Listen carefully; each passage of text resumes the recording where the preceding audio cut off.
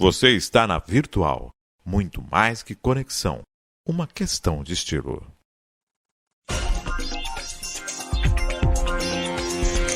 Virtual News.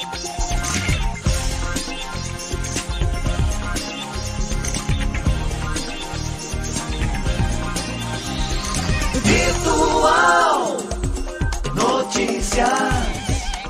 Traz a informação.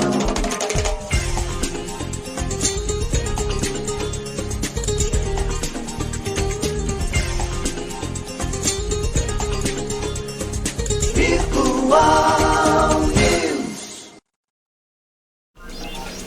9 horas mais 57 minutos. Um bom dia para você. Começa o Virtual News desta quinta-feira, dia 20 de abril de 2023, véspera de feriado e, lógico, as escolas no país na expectativa aí, nessa apreensão em relação à violência. Bom dia aos poderes constituídos, ao Executivo, ao Legislativo e ao Judiciário. E um bom dia especial para você que faz parte do quarto poder, que é a sociedade organizada.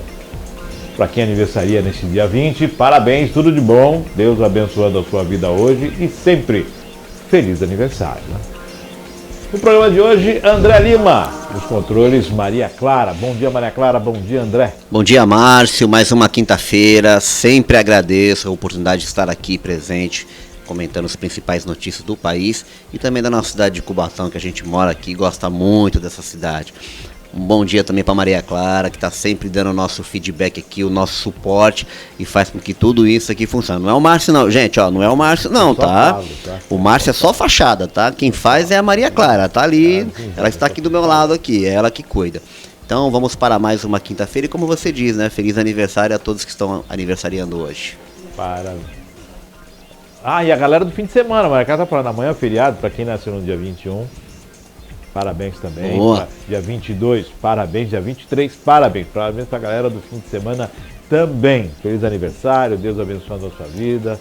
Maravilha. Fazer aniversário no feriado, né? Muito bom, muito bom. Tudo de bom, né? Tudo de bom, né?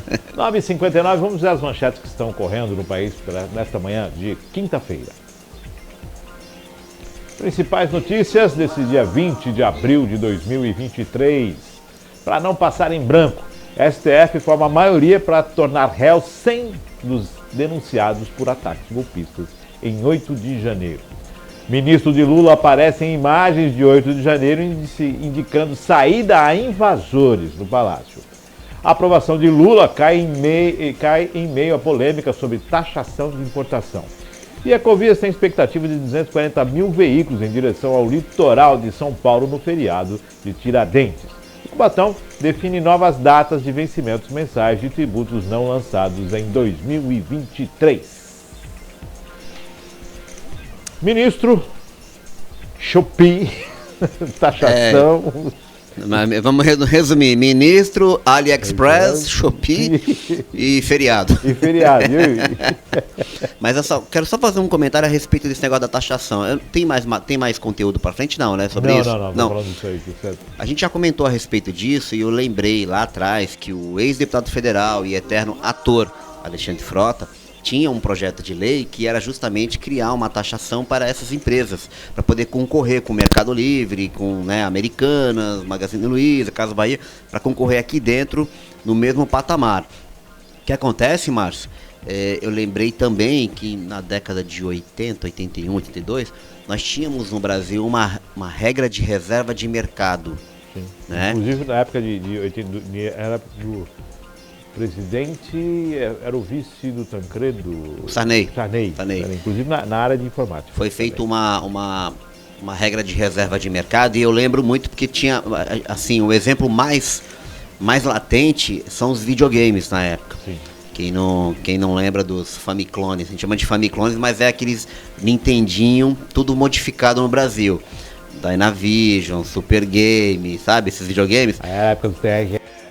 Sinclair, dos TK. Exatamente, porque com essa reserva de mercado, o produto não podia vir por importação. A empresa era obrigada a ter uma filial no país. IBM do Brasil. Ou uma representante. Então, nesse período houveram, né, várias várias parcerias. A Gradiente virou representante da Nintendo, a Tectoy que era a representante no Brasil da Sega, então você comprava o Mega Drive, o Master System era pela Tectoy. Mas antes disso, outras empresas vieram e criaram. Foi reserva de mercado, que a ideia seria incentivar o mercado nacional na produção. Garantir a produção. Porque você vê hoje, eu até entendo a intenção de querer taxar os produtos que vêm de fora. Mas no Brasil nós temos os mesmos produtos? O problema da taxação é um só, você está taxando o consumidor. Você não está taxando a empresa. Não, Márcio, olha, o que acontece assim, os produtos nacionais são de muito boa qualidade. Tá? Nós temos produtos nacionais, mas nós não temos os produtos assim, os mais comuns, os que mais circulam, de marca nacional. Nós não temos, principalmente na área de eletrônicos. Pô, eu tô falando de celular, meu. Não tem celular fabricado por uma empresa brasileira. Nós não temos lá em Manaus, nós não temos na Zona Franca. Nós temos. Eu acho que a Samsung tem uma montadora no Brasil de celular. Eu acho, não lembro. Porque acredito que seja tudo fora, né? Vem tudo da China. A Huawei, aquele celular que você tem, a Xiaomi, o iPhone, o Motorola, entendeu? Samsung, LG, vem tudo de fora. Então você taxar eles, o produto vai ficar mais caro ainda. E você vai desvalorizar o mercado nacional. O que poderia fazer é não permitir que eles vendam nessas condições aí, sem taxação, os mesmos produtos que a gente encontra no país. Aí legal, tá? Agora, os produtos que vêm de fora... Mas dá trabalho isso, André. Lógico. É porque parece que a gente está torcendo contra o governo, né? Não é isso, gente. Tem que fazer sério. Falar é fácil. Falou que ia fazer acontecer e não é bem assim que funciona. Se você taxa como pegou muito mal, né? Houve uma reação muito grande da opinião pública e recuou. E vai ser assim. O presidente na China, taxação aqui. Eu não vi o pessoal do não, e foi um erro. Foi um erro da equipe dele, porque assim, no dia em que ele, eu digo o presidente do Brasil atual, que ele desembarcou lá na China, um diretor do Ministério da Fazenda deu uma declaração aqui que iria taxar os produtos chineses. Ou seja, o timing. Não, e o Haddad depois foi a público e deu a declaração que é. Mas aí, como foi lá no país, como é que você vai chegar num país querendo. Você quer estreitar laços comerciais. Estreitar laços. A palavra sumiu agora. Você quer estreitar os laços e chegando lá e fala assim, mas o teu produto vai ficar mais caro lá, tá, que eu vou taxar. Não vai. Aí, devido a isso, os Estados Unidos critica a declaração do presidente, ele volta atrás da declaração também. Tá? Não quer ficar mal nem com um e nem com o outro. Tá fazendo errado. 10 horas mais 5 minutos, vamos à matéria nesta manhã de quinta-feira. Dinamarca e Holanda entregam 14 tanques Leopard à Ucrânia. Dinamarca e Holanda devem entregar 14 tanques Leopard 2 à Ucrânia, anunciou o Ministério da Defesa dinamarquês nesta quinta-feira. A Holanda e a Dinamarca anunciaram sua intenção de comprar, reformar e fornecer à Ucrânia 14 tanques Leopard 2A4, após nossa colaboração bem sucedida com a Alemanha para a entrega de pelo menos 100 tanques Leopard 1A5, diz o comunicado do Ministério.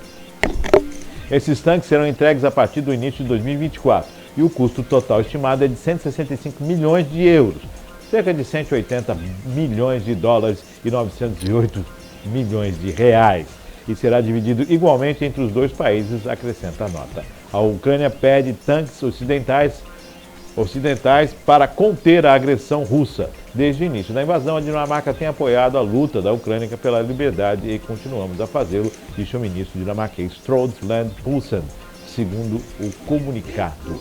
Em uma declaração separada, a ministra de Defesa holandesa, Katja Ollongren, disse que a segurança ucraniana e europeia estão inextricavelmente ligadas. Olha que trava-língua, hein? Isso é um trava-língua, né? Trava-língua, Isso é uma pérola. Inextricavelmente ligadas. Já a possibilidade da Coreia do Sul enviar ajuda militar à Ucrânia depende das ações russas em um ataque de larga escala contra civis e pode fazer pender a balança, disse a presidência sul-coreana nesta quinta-feira. A política da Coreia do Sul é de não vender armas a países envolvidos em conflitos ativos, por isso não entregou armas diretamente a Kiev. No entanto, a Coreia do Sul apoiou as sanções internacionais contra Moscou e enviou ajuda humanitária à Ucrânia. O gabinete do presidente Yoon Suk-yeol disse nesta quinta-feira que a Coreia do Sul não pode permanecer inerte se houver assassinatos que a comunidade internacional leva a sério. O que acontece depende da Rússia, disse a autoridade presidencial a repórter sob condição de anonimato. Independente da seriedade da matéria, né? Os trava-línguas estão ali, né? Tem bastante mesmo, hein? Bastante. A Maria Clara te pegou nessa aí. Márcia, só um comentário é o seguinte, a promessa para início de 2024, né? Para entrega dos tanques. Cara, são 8 meses sofrendo, meu. Eu não sei se vai dar tempo não, viu? Que a Rússia tá massacrando a Ucrânia tá lutando assim, bravamente, tá usando todas as ferramentas, tá usando o poder de mídia, tá? Que é o que fez o mundo saber o que está acontecendo, porque se a gente for, que é muita informação, mas se você for fazer uma cronologia, né, de trás para frente, você vai ver que lá na Rússia, meios de comunicação que não são favoráveis à guerra foram fechados, tá? Lá eles têm um sistema de comunicação dizendo que essa guerra é tipo como se fosse uma guerra santa, sabe? Que estão lutando contra nazistas. Isso está sendo divulgado lá na Rússia. A Ucrânia, se ela não tivesse feito o... Zelensky, né, o nome do presidente, né? Não lembro o primeiro nome.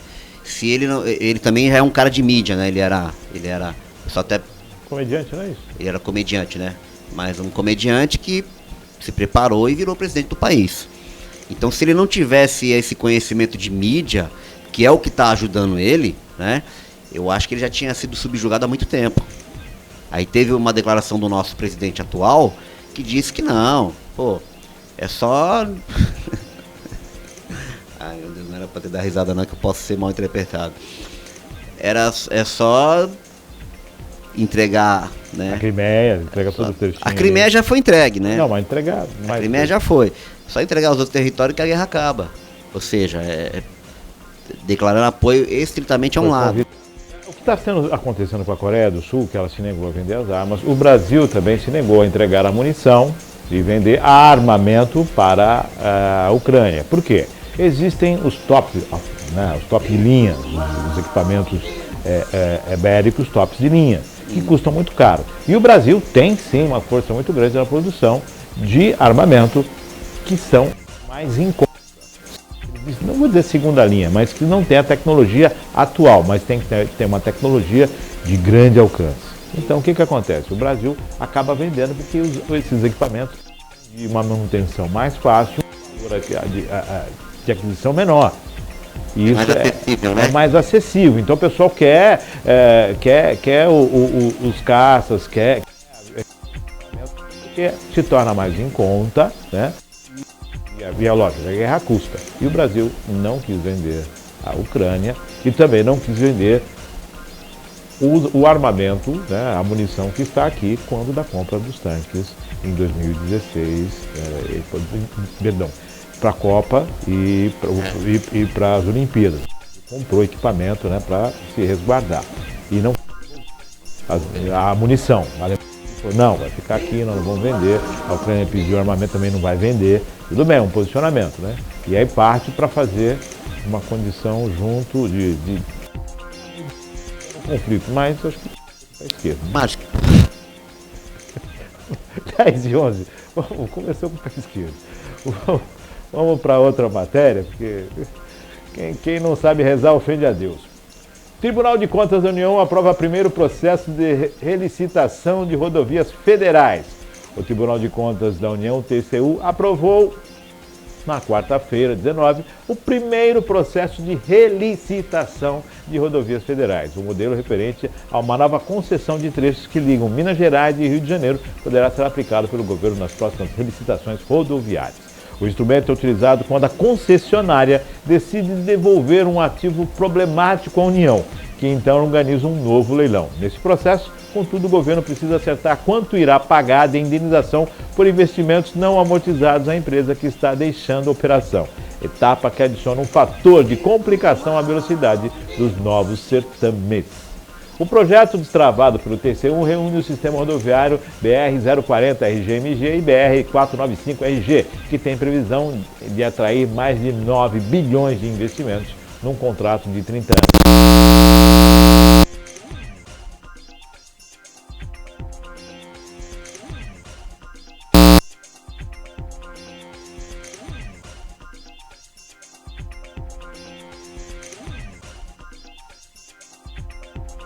Falhou o microfone? Acho que tá dando interferência.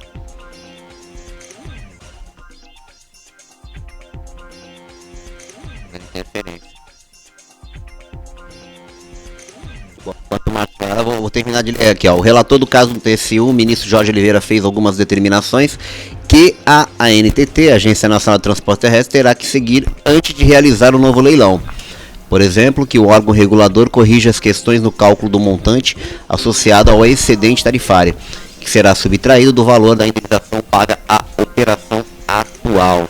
O ministro ainda fez uma série de determinações relacionadas ao cálculo do que será repassado à Via 040, cujo contrato ainda está em vigor.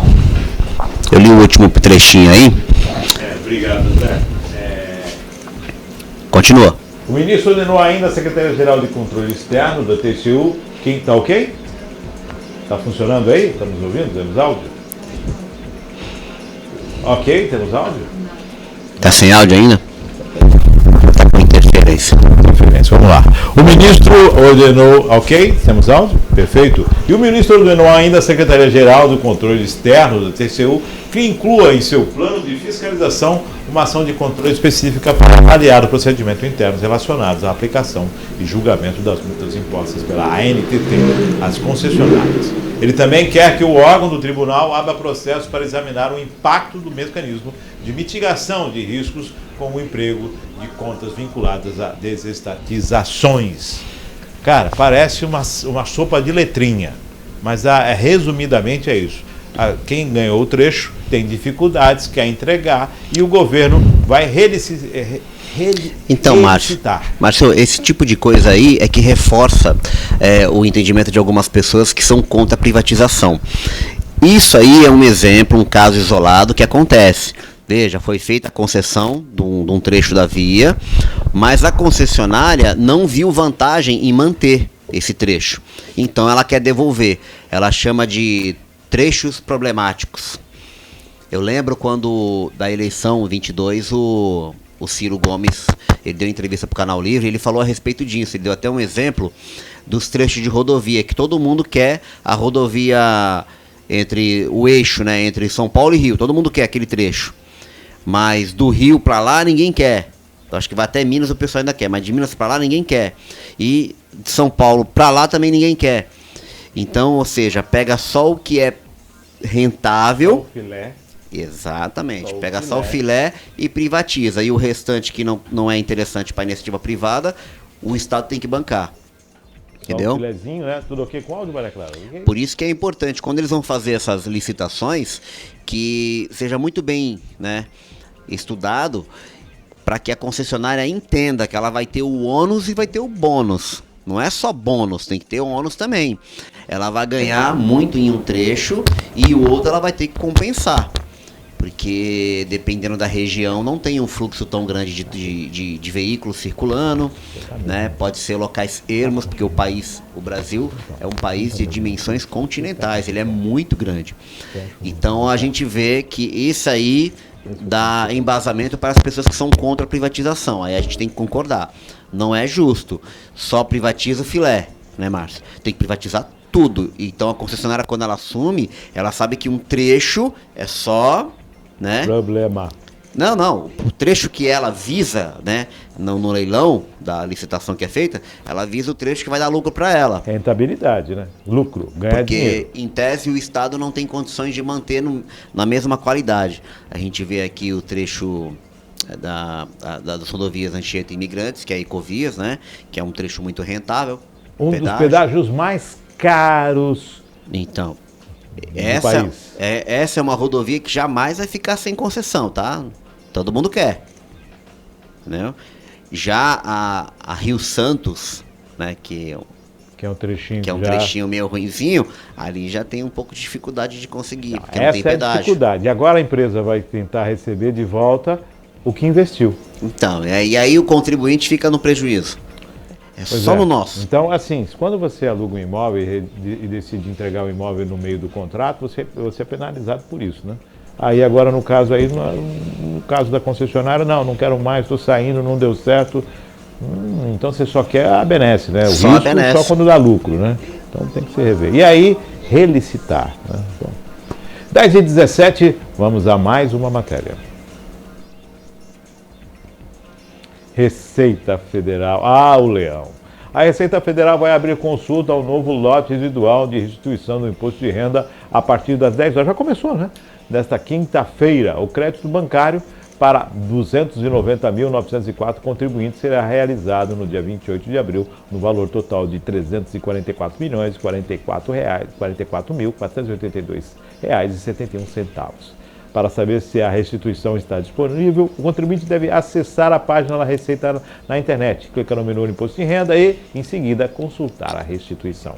A página apresenta orientações dos canais de prestação de serviço, permitindo uma consulta simplificada ou uma consulta completa da situação da declaração por meio do extrato e processamento. Acessando no ECAC e se identificar alguma pendência na declaração, o contribuinte pode retificar a declaração, corrigindo as informações que porventura estejam equivocadas. A Receita disponibiliza ainda o aplicativo para tablets e smartphones que possibilita consultar diretamente nas bases da Receita Federal informações sobre liberação e restituição do imposto de renda da pessoa física e a situação cadastral de uma inscrição de CPF. O pagamento da restituição é realizado na conta bancária informada na declaração de imposto de renda de forma direta ou por indicação da chave Pix. Se por algum motivo o crédito não for realizado, por exemplo, a conta informada foi desativada, os valores ficarão disponíveis para resgates por até 1 ano no Banco do Brasil. Restituição do imposto de renda, gente. Inclusive, o prazo esse ano foi até 31 de maio, né? Para poder fazer a entrega. Sim. É importante lembrar o pessoal, não deixa para a última hora, tá? Porque na última hora costuma dar congestionamento de tráfego no envio. Se você é isento, não tem a necessidade, se você não alcançou aqueles ganhos. Exatamente. E se você alcançou, declare. Tá aí. Uma das coisas que funcionam nesse país é o imposto de renda. Imposto de renda. Aí você vê como o nosso país é grande, né? 344 milhões de restituição. É muito dinheiro, né? É muito para 290 mil. Foi 290 mil, acho que foi o lote agora, mais ou menos assim. Não lembro. Acho que é 290 mil pessoas, né? Contribuintes, né? De um universo de 220 milhões de brasileiros.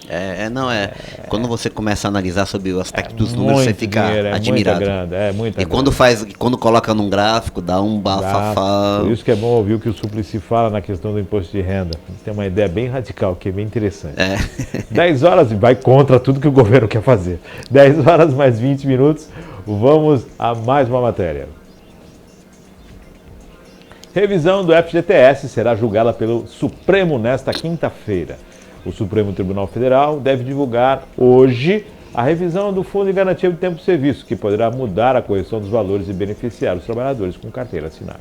A ação aberta pelos partidos Solidariedade em 2014 questiona a correção do dinheiro depositado nas contas do fundo. O FGTS atualmente é corrigido por 3% ao ano mais TR, taxa referencial, que rende próximo a zero desde 1999. Apenas em 2017 a inflação não superou a taxa, ficando em 2,95%. Como a taxa é menor que a inflação, a ação pede a substituição do IPCA, Índice Nacional de Preços ao Consumidor Amplo, ou pelo INPC, Índice Nacional de Preços ao Consumidor, além da correção do saldo desde 1999. O argumento é que a perda em relação à inflação terá sido em 48,3% até 2013. O Instituto de Fundo de Garantia do Trabalhador estima que a perda total do FGTS chega a 720 bilhões de reais no período de 1999 a março de 2023, prejudicando mais de 60 milhões de trabalhadores. Segundo a Caixa, há 117 milhões de contas no FGTS, entre ativas e inativas. A Advocacia Geral da União, em manifestações ao STF, apresentou uma estimativa de impacto aos cofres públicos de 661 bilhões. O órgão afirma que o FGTS tem cerca de 118 bilhões disponíveis em caixa e pode deixar de operar caso a ação seja aceita pelo Supremo. Desde 2019, o andamento de todos os processos está suspenso por decisão do relator da ação, o ministro Luiz Roberto Barroso. Em 2018, o STJ havia determinado unificar o entendimento e manter a TR como índice de correção do FGTS, em decisão desfavorável aos trabalhadores. Mais de 200 mil ações judiciais continuam suspensas, aguardando uma definição do Supremo. É coisa louca, hein? 661 bilhões de reais. Enquanto está no bolso do trabalhador, isso não tem peso. Para o orçamento do governo, isso tem peso. O FGTS do trabalhador. O mesmo trabalhador que contribui com o FGTS, quando ele vai financiar um imóvel, ele paga lá em cima. Márcio, em países mais desenvolvidos, eles não são favoráveis ao FGTS. É que a gente não tem uma educação financeira, né, desde pequeno, porque esses 8% que são descontados da gente E mensalmente. mais o patronal. E mais a contribuição. E mais a contribuição, bem lembrado, e mais a contribuição patronal. Se esse valor fosse entregue a mim, a nós, trabalhadores, e nós tivéssemos uma educação financeira, a gente estava aplicando esse dinheiro num rendimento muito maior. Porque esse dinheiro o governo usa, tá? Não, na verdade passa a ser orçamento. O governo usa esse dinheiro. Eles usam, segundo, né, que eles dizem, é para financiar outros projetos habitacionais. Legal, interessante. Mas esse dinheiro é do trabalhador. Entendeu? Porque a Caixa é o único banco que gere esse valor. Abre pro mercado. Não abre tudo para o mercado? Não. Então abra, vem cá é o banco que vai pagar mais para receber o FGTS do trabalhador e garantir. Não, Márcio, eu acho, cara, que esse valor, é claro, né, a gente tem uma população um pouco restrita às informações mais técnicas, porque esse valor, você pode pegar o fundo garantia e comprar ações de estatais, você pode comprar uma ação da Petrobras, por exemplo, é possível. A própria legislação do FGTS permite. Mas a maioria da população não tem noção disso, entendeu? Todo mundo poderia... O petróleo não é nosso? Então, em vez de deixar o dinheiro parado no fundo garantia, investe em ações da Petrobras. É uma empresa sólida, consolidada, que não vai quebrar e tal. Mas é uma pena, porque se o STF entender que esse valor deveria ter sido corrigido... Você viu lá a diferença? De 99 para cá são 720 bilhões de reais. É muita grana. Muitas pessoas deixaram de ter esse dinheiro, que poderia ter tirado a população de situações, né, vexatórias, em locais de vulnerabilidade, já teriam sua casa própria e tal. Mas falta a educação financeira. Lembrando que se você teve nesse período todo o dinheiro que estava no FGTS, você saiu, recebeu e tudo mais, tudo isso incide ainda sobre a correção. Exato. Mesmo você não tendo, mas eu fui mandado embora em 2015. Eu usei o dinheiro para alguma coisa. Só que aquele saldo que você tem lá, ele vai ser refeito e você ainda vai ter mais para receber. Exatamente. Isso aí é retroativo, tá? Vai te beneficiar. E é lógico, o governo não quer pagar. Vem cá, mas você, cadê vamos abrir essa caixa de Pandora? Quanto é que é investido no FGTS e quanto é a rentabilidade do FGTS? Não para o trabalhador, e sim naquilo que você pegou dinheiro do FGTS e emprestou para quem? Você aplicou onde? E retornou quanto? Por que esse dividendo não é repassado por... Exato. Esse dividendo fica para quem? Não, fica como ação do governo, né? Fica como ação do governo. Às custas do trabalhor? O mesmo trabalhador que ele não quer aumentar está anunciando já R$1.383,82 reais. Vai aumentar 2024. Vai aumentar então, aumentou R$18 esse ano, vai aumentar agora R$60. R$60 por ano que vem. Quer dizer... 3 vezes mais, né? Quer dizer, 1.300, não interessa saber quanto é, só se fosse triplicar o valor do salário. Então. Porque a expectativa é que com R$60 a pessoa Mas não o vai que fazer eles mais vão nada. anunciar é isso, viu? Que o aumento dessa vez é 3 vezes mais do que em 2022. E aí vem uma bomba dessa do FGTS que abre aí o espaço que você está vendo. Poxa, quer dizer que até nisso o trabalhador leva Toma. paulada, É isso, né? toma. Eu lembro quando levantaram essa lebre, teve até meio que um mutirão, né, de advogados que saíram ligando para as pessoas. Olha, você tem direito ao fundo de garantia, correção, e entraram com ações. Você viu que tem 200 mil ações pendentes esperando, né? Então, 93 houve um lobby também pra nessa cá, é uma graninha. pô. É uma muita grana. graninha, imagina. 10h27, vamos para mais uma matéria. Antes da derrubada de penduricários a juízes, os ministros do STJ estiveram no TCU. Antes de Luiz Felipe Salomão voltar atrás e suspender os pagamentos de penduricários a juízes federais, os ministros do Supremo Tribunal de Justiça, Wagner Fernandes e Benedito Gonçalves, estiveram no TCU. A Corte de Contas é contra o pagamento de benefícios retroativos e que se planeja para derrubá-lo na semana que vem. O caso foi revelado pelo Estadão. Parabéns aí o Estado de São Paulo, Estadão. Sozinho. Assim como o presidente do STJ, Maria Tereza de Assis Moura, Wagner Fernandes, foi contra o pagamento do penduricário. Benedito é relator do caso no tribunal, que optou por não pagar o benefício até a decisão final. Os penduricários não são pouca coisa, não. Cara, viu? isso é uma confusão, bicho, porque, salvo engano, o Conselho Nacional de Justiça, o CNJ, foi ele que permitiu, que entendeu que os juízes têm direito. O Conselho Nacional de Justiça entendeu que tinha direito. Aí acho que veio o STJ e disse que além de ter direito Tem que daqui ser pago para pra frente, tem que pagar o retroativo. E isso está num montante próximo de 2 bilhões. E aí o FGTS, dá problema se pagar. Dá Exatamente. problema se 2 pagar para o bilhões. trabalhador. Quer Em dizer, tem que colocar na mesma medida, né? Em alguns casos, vai ter um beneficiário aí que vai receber 2 milhões de atrasados. Então, na É muita verdade, grana, né? 600 e poucos, 720 bilhões de reais para pagar para o trabalhador. Para o trabalhador, não. É problema. Quebra. Se não quebrasse, tudo bem. Então, aquilo que não quebra, paga. Aquele que não quebra, paga. E aí veio o TCU, né, o Tribunal de Contas da União, e deu uma barrada, falou, peraí, não, calma aí. A gente até pode ser favorável a pagar daqui para frente. Retroativo, não. O retroativo, não. Entendeu? Bom, ninguém pode ganhar mais do que o presidente da República, salvo quando algumas, eu não vou dizer chamar subterfúgios, algumas determinações legais fazem com que o valor seja a mais do que... Não, aí a gente cai em... Dívida adquirido, aquilo que vem além, né, que não é tido como salário, benefício. Exatamente, a gente entra nas definições extra, né? O auxílio, dependendo do tipo do auxílio, ele não é verba, ele não é salário, né? É subsídio. Aí você cai naquela definição de o que é remuneração, o que é compensação, o que é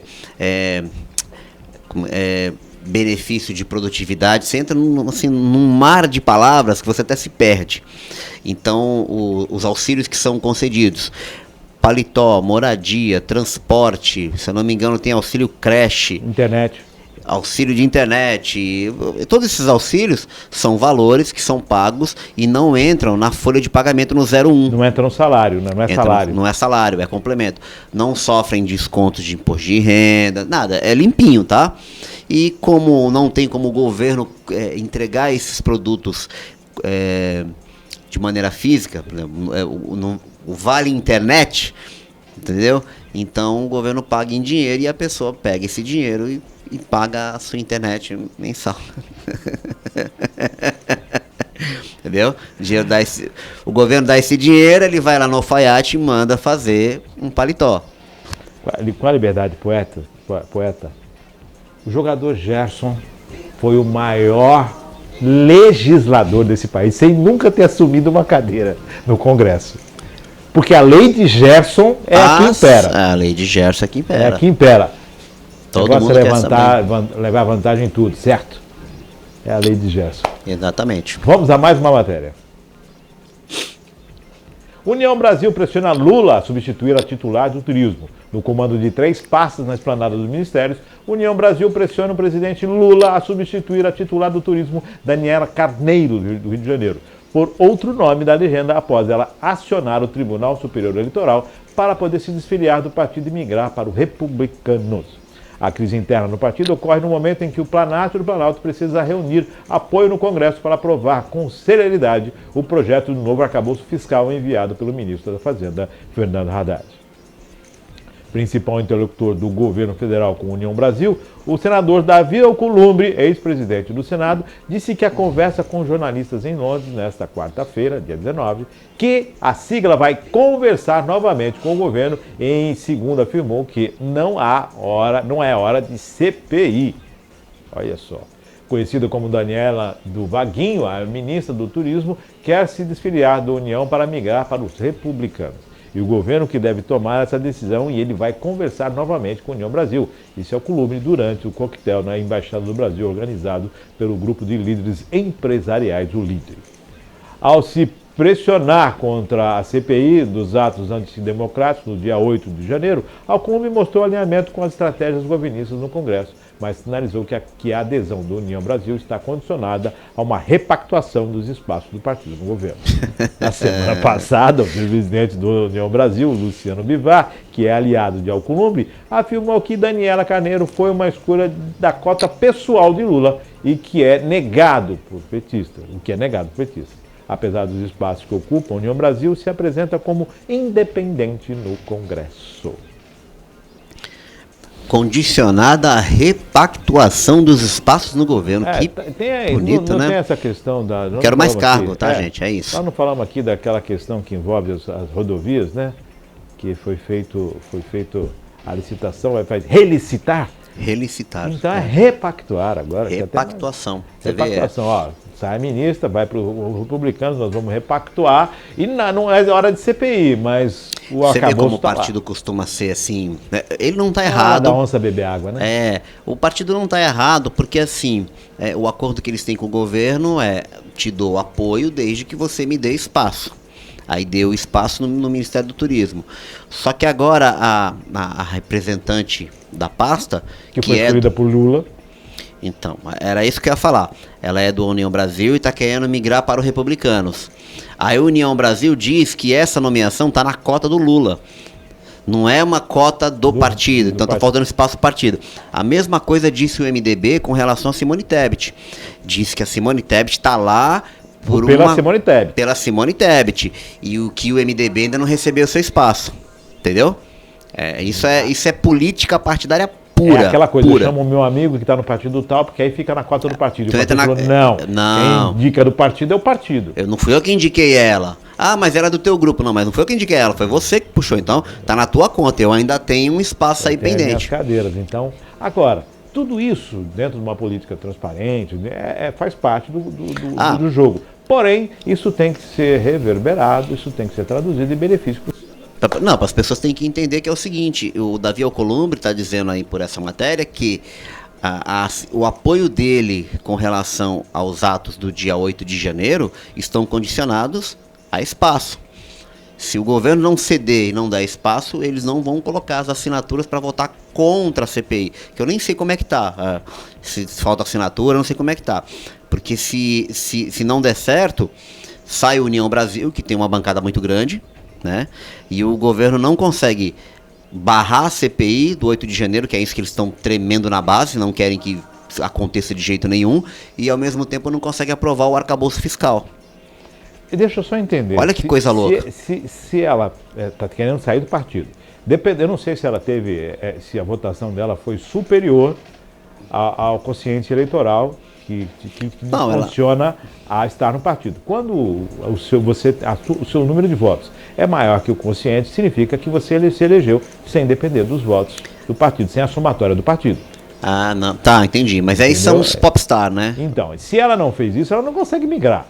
Não, é só os popstar. Se ela migrar de partido, os votos dela acompanham, ou não. Então, Márcio, aí é que tá, cara. E se os votos dela acompanharem, não é só a cadeira dela que sai, é outra cadeira. Os votos, por isso que a gente usa a expressão de que a cadeira não pertence a ele, ao titular. Pertence ao partido. Que é a composição de todos os votos. Porque para entrar... 99% dos casos, para entrar, você depende do quociente eleitoral. Sim. Você entrou porque o voto de outras pessoas que tiveram menos votação que você ajudaram na conta e você Somou entrou. todos os votos da legenda do partido, dos candidatos, e aí Isso. se definiu as cadeiras e os mais votados entraram. E aí as exceções são os popstars que a gente conhece. E superam o Sozinho, que quociente, levaram nas costas. e aí pega o mandato, coloca debaixo do braço e vai para onde quiser. Exato. A gente viu isso com o Enéas Carneiro, que foi o primeiro Frota, a teve bater. também, não teve? Não. O primeiro Frota? foi o Enéas, depois foi o Tiririca Sim. e por último foi o Eduardo Bolsonaro, que foi o que jogou lá pra cima a votação. Acho que ele teve 1.800.000 votos para deputado. Entendeu? Então são 3 casos de popstar. E na última eleição, acho que o mais votado foi o Nicolas Ferreira. Acho que foi, ele também teve mais de 1 milhão. Esses são casos isolados onde o cara sozinho, ele sozinho bate o quociente. Então ele pega o mandato e leva para onde quiser. É pra onde ele quer, porque aí sim ele leva os votos, ele leva a força. E Aí ele, o outro- e ele tira os votos do partido e tira cadeiras. Porque aí é uma recomposição. Então, aí que tá, Márcio. Sinceramente, eu não sei, cara. Eu Porque não se sei. é caçado, há uma recomposição. Se sai também, há uma recomposição. Então, mas eu acho que fica, os votos ficam, viu? É que nominalmente ele leva os votos, porque na próxima eleição as pessoas vão votar nele. Mas os votos que ele obteve para aquela eleição, acho que ficam para o partido para garantir que o partido possa colocar outro. Então tá liberado para. Não, porque se ele sai, não coloca mais ninguém. A vaga do partido não tem mais nenhuma vaga. Se o partido tem 10, o 10º sai, ele fica com 9. Porque ele leva o mandato. Não, mas foi justamente isso que eu te falei. Eu não tem sei outro se ele jeito. leva, se os votos do consciente é migrado para o Não, novo porque- partido. porque Porque senão o- tem que recontar tudo de novo, Mas Márcio. porque, na verdade, você não vai criar mais uma cadeira. Se você tem 537, se você sai de um partido para outro, você não vai criar 538. Você vai manter 537 cadeiras. Então, 537 no legislativo. Sim. A gente está falando de cadeira no executivo, ministro. Não, ministro é outra coisa. Estou falando cadeira. Isso. Então, quando ele sai, essa é a pergunta, tem que dar uma olhada na legislação. Quando ele sai, eu não sei se os votos que ele teve continuam no partido anterior. Digamos que ela teve 500 mil votos e foi eleita, depois agora foi para o executivo. Migrou, né?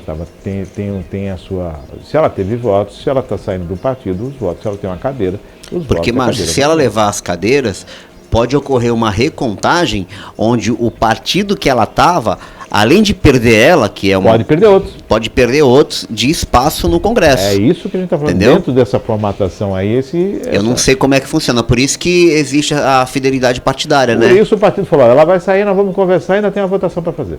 Exatamente. Então tem tudo isso aí. Se ela sair, todo mundo perde, hein? Tá? Você falou no Tiririca, nós temos um presidente que era comediante na Ucrânia. Aí. Político comediante nós temos. Então, a possibilidade. 10h39, Tem mais. vamos para mais uma matéria. Tem mais. 20 de abril, escolas têm expediente alterado devido à preocupação com a segurança. As escolas municipais de Cubatão têm nesta quinta-feira horários de expedientes reduzidos em todos os períodos de atividade. A questão está diretamente ligada à segurança das escolas devido ao quadro atual que assombra o país. As escolas estaduais e a rede particular de ensino têm expediente normal, porém com redução das atividades. Hoje, aquela expectativa toda de que poderia ter ataques às escolas, houve uma redução no expediente das escolas, reduziram por 50% o expediente, então as crianças saem mais cedo e toda uma situação que envolve a municipalidade. Porém, essa é a regra nas escolas municipais. Na rede particular estadual, é mantido o horário normal de expediente, porém, as atividades ao ar livre, em parques e tudo, foram restritas. As crianças ficam confinadas à sala de aula e ambientes fechados. Então, 2 pesos, 2 medidas. 2 pesos, 2 medidas. Então há uma situação em que as crianças são alvo, mas me parece que as pessoas não entendem que o corpo docente e também administrativo são alvos. Exato. É complicado, né? A gente está transferindo a responsabilidade da falta de segurança para a pasta de educação. Isso está errado. Segurança é uma coisa, educação é outra. Aí entra outras questões, que é assistência social, está faltando planejamento familiar, opção a lazer, cultura, esporte, está faltando um monte de coisa aí. Porque a gente está colocando a responsabilidade da segurança nas escolas. Então, Basta colocar a porta giratória, detector de metal e segurança, que a segurança vai... que isso nunca mais vai se repetir. Pode nunca mais se repetir dentro do ambiente escolar, mas do lado de fora. A grande preocupação, André, que eu observo nisso é assim, existem os pais que estão preocupados com a segurança de seus filhos, o que é natural. Eu, como pai, também estaria preocupado da mesma forma. Se bobear, ainda ficaria na frente da escola lá dando segurança ainda, se tivesse oportunidade. Opa! Então, da mesma forma, que lógico, mexe com a gente. Agora, a gente chama a atenção dos pais que não estão preocupados com as atividades dos seus filhos. Exato. Que são esses que podem estar se preparando para fazer um ato como este. Então, essa é a situação. Concordo com você, estão transferindo para a escola aquilo que é de responsabilidade. Do ponto de vista de administração pública, a gente está tirando da pasta de segurança e colocando nas costas da pasta de educação. O que vai fazer na segunda-feira? Volta às aulas de que forma? Do mesmo jeito? Ou vai 50%? Vai ficar capenga? Na boa, Márcio. A gente veio de uma pandemia, agora vem isso. Isso aí é para dar uma abafadinha, né? Porque amanhã é feriado, a galera, todo mundo emenda, tá? Aí passa 4 dias, o povo esquece, pronto. Segunda-feira, tá todo mundo seguro de novo. E o que foi feito? Mudou alguma coisa? Então... Será que segunda-feira, quando nós chegarmos, né, as crianças chegarem nas escolas, vai ter lá um muro mais alto, vai ter segurança 24 horas? O impacto do feriado de Tiradentes e também do dia 22, que é descobrimento, né? 22 de abril? 22 de abril, Descobrimento no Brasil. Vamos se descobrir aí. Se descobriu que a segurança voltou ao normal. Então, exatamente. Era o impacto de Tiradentes e do descobrimento do Brasil. Eu tive uma experiência com uma amiga, né, que ela até pediu uma ajuda, eu comentei isso com você, que era da escola da Vila Nova Lorena, que ela estava achando insustentável a situação de que tantos alunos estavam passando só por um portãozinho pequenininho, que só tinha um portão recepcionando quase 1.800 alunos, e mais 3 portões fechados. Então ela falava, olha, ali encosta carro, bicicleta, moto e os ônibus escolares dos alunos que foram remanejados de outras escolas. E todo mundo entrando ao mesmo tempo. Então vai acabar dando um problema. Aí ela fez uma reclamação direta na SEDUC, e a SEDUC, ao que parece, tomou uma atitude e voltou a abrir os outros portões, obrigou a escola a abrir os outros portões. Coisa simples de resolver, simples, entendeu? Você pegar 600 pessoas que entravam por um portão de 3, 4 metros de abertura e começaram a colocar num portãozinho de 1,5 metro. Diminuiu o tamanho do acesso e aumentou a quantidade de crianças. Isso, por pouco, graças a Deus, não aconteceu pior. Porque essa mãe, ela correu atrás, ela brigou com o diretor, brigou com o inspetor de alunos, com o professor. Até que ela estourou. Ela falou, olha, André, não dá mais, eu tenho que fazer alguma coisa. Já falei com fulano, ciclano, beltrano, babá. Falei, não adianta falar. Eu fui num lugar lá e a gente... Não adianta. Faz por escrito, entendeu? Coloca no colo de cada um. Aí sim, pasta de segurança, pasta de educação, conselho tutelar e CMT, põe no colo dos 4. Se ninguém tomar uma atitude, é só pegar os protocolos, Ministério Público. Aí sim. É assim que funciona. É assim que tem que ser. É assim que funciona. Não adianta você chegar na esquina e fazer um estardalhaço. Não. Documenta, faz, coloca. Você ganha espaço em todos os veículos. Porque você dá credibilidade para você dá credibilidade e que realmente há uma intenção positiva naquilo. E, lógico, os órgãos municipais vão receber e estão recebendo algo que está comprovado. Tá aqui, a ação você pediu, você mencionou, tem prazo. Você vê, Márcio, a sessão que teve terça-feira agora na Câmara foi obstruída de novo. Sim. Qual o motivo? Segurança. Então, mas eles estavam, por acaso, eles estavam julgando, eles estavam... votando algum projeto ligado à segurança? Não. Então, sabe, confundem. Meu amigo. Ação política. Ação política. Aí teve uma manifestação na terça-feira. Foi quarta-feira, né? Durante o dia? Terça-feira. Foi terça, então foi antes da sessão. Aí a sessão depois foi obstruída. Porque na semana anterior, houve um grupo de mães que foram na sessão e foram pedir reivindicar, né? Porque assim, eu não estou condenando a ação delas, mas é aonde elas conseguem ser ouvidas. Elas vão na Casa de Leis, que elas sabem que estão todos lá. Porque no gabinete é difícil chegar. Exatamente, perfeita a sua colocação. Vai lá e elas não atrapalham, elas se mostram visíveis.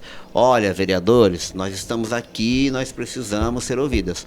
Então teve esse movimento na terça-feira passada, sem ser essa outra, lá na Câmara.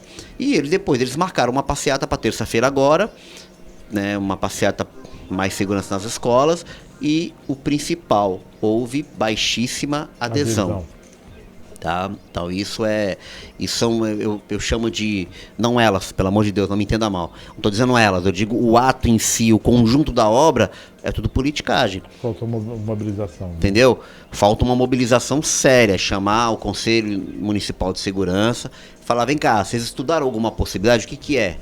Vamos colocar guarda civil em todas as escolas. A gente tem guarda civil suficiente para as escolas? A gente não tem, pô. São 51 escolas, a gente vai colocar 51 guarda civil. E os turnos?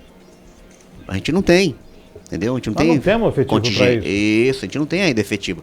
Teremos um dia, como tem Praia Grande, mesmo assim Praia Grande não consegue, se for colocar em todas as escolas, circula a cidade inteira, que lá é diferente.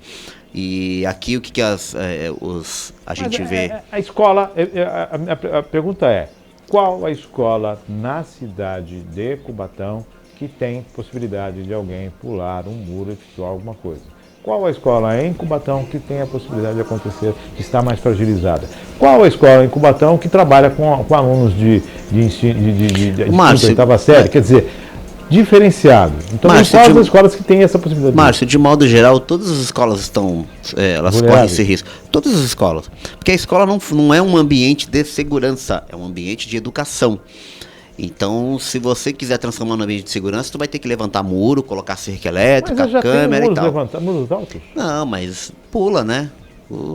Rapaz, não existe pro bandido, né? Não existe local impossível de entrar. Existe difícil de sair. Portas trancadas. Mas entrar, se eles quiserem, ele entra. Então é necessário analisar. Então não dá para você trocar as responsabilidades. E é uma pena. Escola é lugar de instrução. Exatamente. Instrução. E tem que ter segurança, claro, porque quando a escola recebe aluno, a tutela do aluno está de responsabilidade da escola. Isso é bem dito. Quando você entrega o seu aluno na escola, a segurança dele é de responsabilidade da escola. Exatamente. De responsabilidade da escola. Tá? Então, 10 horas mais 48 minutos, dá até pra gente falar do... Rapidinho, entra lá no TPC lá. Pessoal, dá uma acompanhada no nosso portal lá. Que teve uma situação... inusitada. Um negócio interessantíssimo. Desce um pouquinho aí, ô Maria Clara, que já não é a última notícia. A última, desce um pouquinho para baixo, por favor. Aquela ali, ó. Consultas de intenção de votos. Baixa um pouquinho. Aí, perfeito. Aí. Está no TPC. Consultas de intenções de voto estão circulando pela cidade. O que acontece aí, Márcio? É o seguinte. Nós temos páginas de rede social que tem um alcance gigantesco na cidade. Nós temos duas páginas, uma se chama Cubatão News e a outra se chama Cubatão 1000 Grau, que quando elas publicam, tem um alcance assim muito grande de comentários, de repercussão, né? Tem muita coisa. E o que aconteceu? No dia 3 de abril, a página Cubatão News fez uma enquete, né? Em quem você votaria para 2024? Prefeito. E colocaram 6 nomes, tá lá, 6 nomes. Aí, no dia 4 de abril, a outra página, a Cubatão 1000 Grau, também fez uma enquete. Só que ela mudou a quantidade de pessoas, colocou mais opções e trocou a ordem das fotos. E você precisa ver a diferença de resultado, tá? Na primeira, você vai ver... Desce um pouquinho, por favor, ô Maria Clara. Que eu tabulei, cara. Eu entrei nas páginas e tabulei os dados. Não, desce mais um pouco, que essa aí já é o resumo total. Avança um pouquinho mais a página, por favor. Essa aí é a primeira, Cubatão News, pelo Instagram. Você vai ver que venceu as críticas, as pessoas criticando pelos nomes, né? Colocaram 6 nomes lá, o pessoal falava assim, misericórdia, pelo amor de Deus, nossa, Cubatão tá perdida. E em segundo lugar, pessoas... rejeição à ex-prefeita, tá? Que tem ali, ó, 17%. Aí teve um outro candidato, teve também 17%. E novidade pedindo 15%. Essa foi a primeira pesquisa com 6 nomes batidos, carimbados, que é sempre os mesmos. Desce para mais um pouco, por favor, Maria Clara. Mais um pouco. Isso. Essa foi a segunda enquete feita. Colocaram 10 nomes né? 4 ou 5 nomes diferentes da primeira, e o resultado, Márcio, foi completamente diferente, cara. É isso que é engraçado. A gente fazendo a tabulação das informações, percebemos que, dependendo das opções disponíveis, o resultado é outro. Isso é lógico. Isso é lógico. Se eu fizer uma pesquisa aqui dentro do teu estúdio, em quem votaria para prefeito, Márcio Chaves ou um convidado, é o Márcio Chaves. Entendeu? Porque o ambiente é aqui. Então, essas enquetes foram feitas nesses períodos. Eu já tinha tabulado esses dados e deixei guardado, porque eu achei interessante. Entrei lá, contei cada um. Na sexta-feira, chegou ao público uma pesquisa realizada na cidade. Agora desce, por favor, Maria Clara. Mais um pouco lá, sobe o site. Por Desce, gentileza, mais isso. um pouco, vai. Essa aí não. Essa foi outra que foi feita no Facebook. Pouco mais, que pouco deu mais, outro, pouco mais. que deu outro resultado. Aí foi feita essa pesquisa Esta por uma pesquisa que está sendo mostrada agora. Está sendo mostrada agora, isso. Por uma empresa que a gente não conhece, né? Mas a gente deu uma olhada nas informações. Assim, Márcio, Cubatão é uma cidade muito pequena, né? Então todo mundo se conhece, se você soltar alguma coisa, as pessoas vão atrás. Aí você vê que das 2 enquetes anteriores, o resultado também foi diferente para esse aí. Nesse, a empresa diz, né, que esteve na cidade entre os dias 30 e 31 de março e fez uma pesquisa nos 28 bairros que nós temos em Cubatão. 28 bairros, e entrevistaram 446 pessoas. E o resultado é completamente diferente. Uma Entendeu? amostragem pequena. Uma amostragem ínfima, não é pequena, é ínfima. E o que eu acho errado, Márcio, é que eu olhei essa pesquisa toda, e a pesquisa, ela assim, eu acho que ela tem mais ou menos umas 60 páginas, e ela começa, né? A história de Cubatão, onde fica Cubatão, população, densidade, desenvolvimento. Aí começa a falar da eleição de 2020, quem foram os candidatos, quem venceu. Aí mostra o resultado de 2022. Presidente, governador, senador, depois deputado estadual e deputado federal. Mas na hora de colocar no disco de amostragem, eles simplesmente colocaram os nomes que eles achavam que deveria colocar. Então, eu entendo o seguinte, se você faz uma pesquisa baseada na eleição anterior, você deveria ter, pelo menos, incluído no disco, os nomes anteriores. Nós tivemos 9 candidatos a prefeito na eleição de 2020. E os 9 não estão ali. Entendeu? Essa pesquisa, ela tem uma amostragem pequena.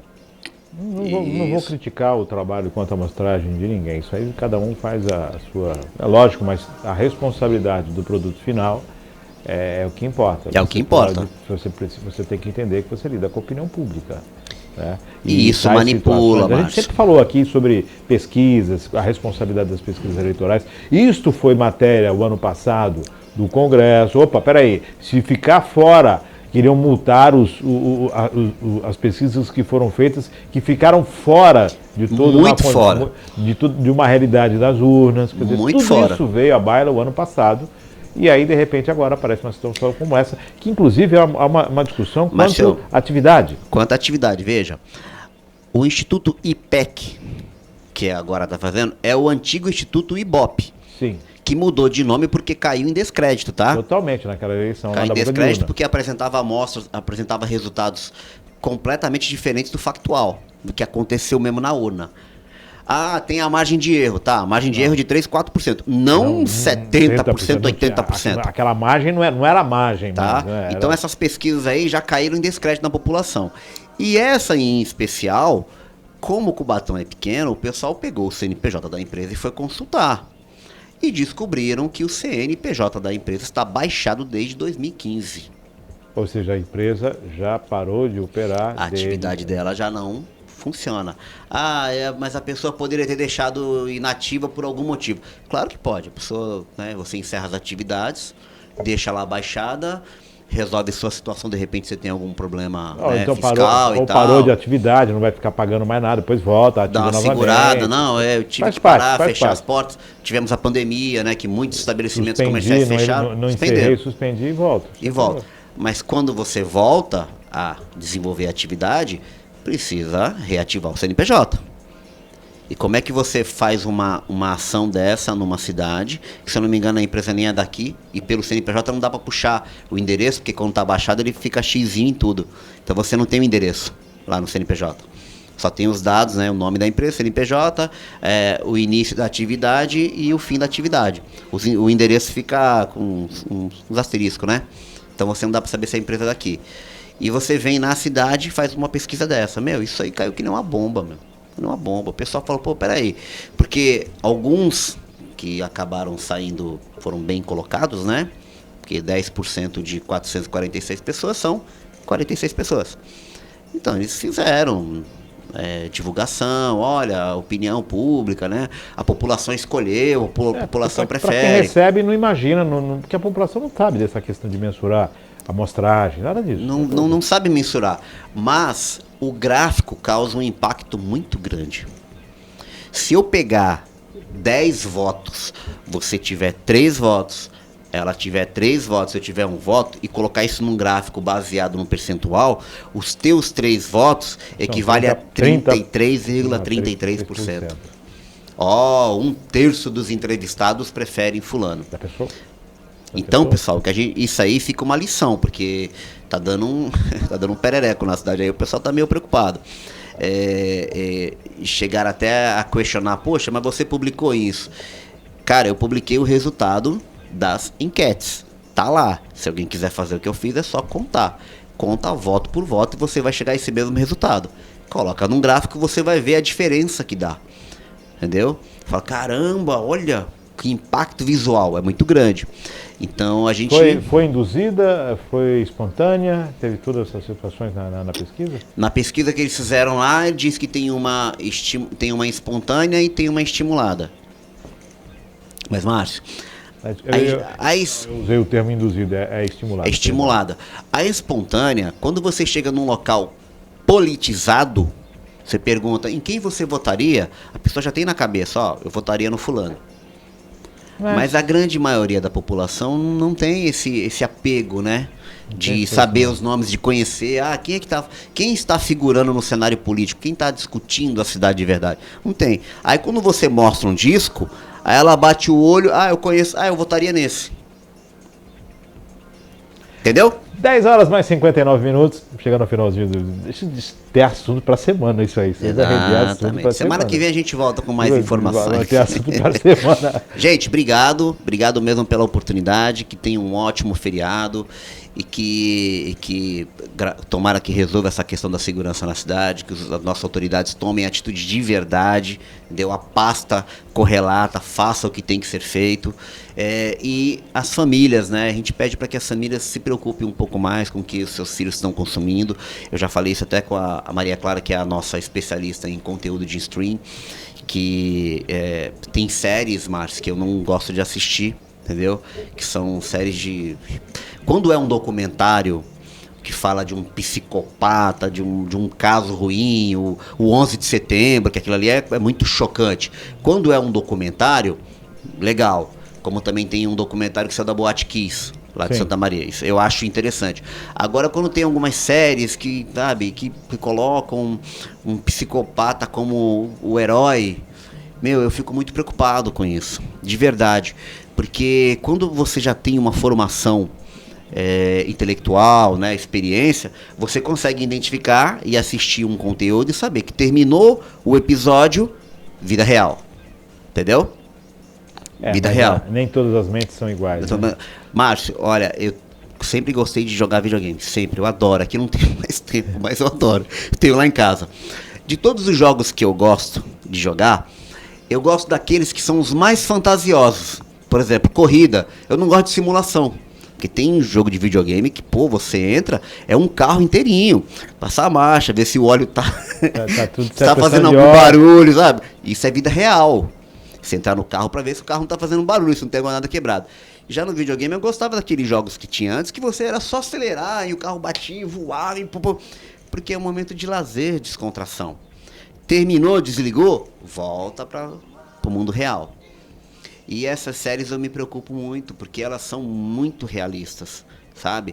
Livros que são produzidos, né? Que até as editoras... Eu fui conversar com uma amiga aqui da biblioteca de Cubatão, que estava passando por um problema, e ela até me alertou, falou, André, a nossa literatura que nós tínhamos antes, que contava as historinhas, ela mudou. Porque essas histórias de adolescentes que, né, que passam por bullying e tal, eles estão colocando isso numa edição, e isso vende muito.